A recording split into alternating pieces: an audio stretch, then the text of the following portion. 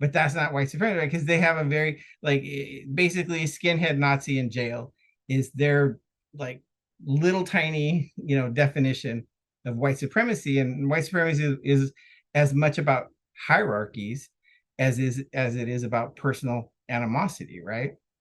And so I know, I think we both know personally people who have a lot of white supremacist ideas. I mean, it's just how it is. And so I do think it is, a moral failing, right? But like the stigma of that failing basically forces people, rightly or wrongly, right, probably for good reasons, to just have that cognitive dissonance, and say, well, I'm not, I don't have this moral failing, I don't hate black people, so therefore, this is not who I am, right? Wouldn't They the don't. easier thing to just be like, you know what? Let me change. To me, that just seems so much Yeah, I mean, easier. obviously, right, we went through a journey, right? We talked about the journey, but they're just stuck, and I see it as a moral failing, but I'm just Are saying they that. stuck, Gil? Are they stuck? Are they?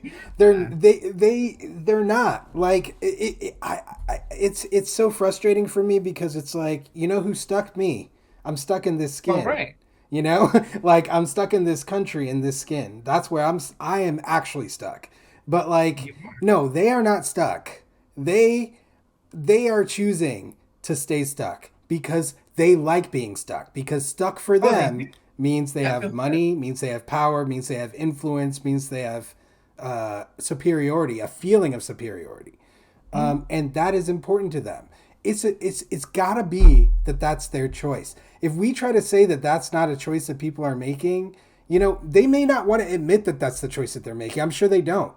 I've had many a conversation with people where I say, "So when did you make this choice?"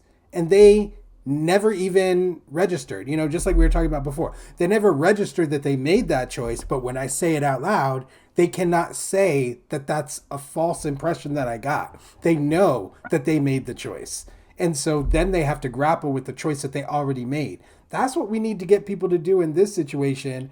But a lot of people will fight you tooth and nail against that. And I think a lot of it is like the fear of, um, is that shame element, that guilt element, but I don't know, man. We're all human beings, right? Like, haven't we all gone through a situation where we were totally flat out wrong? I mean, doesn't it happen all the time?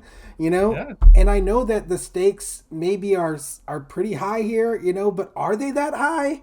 Like, what happens if you admit that maybe you didn't weren't thinking the right way about this subject matter, that maybe you didn't really know about race, maybe that you needed to learn a little bit more, maybe it means that your position in society isn't what you thought it was, maybe it means that what your mom and dad told you growing up wasn't the right thing. We all go through it in different contexts, but why in this context?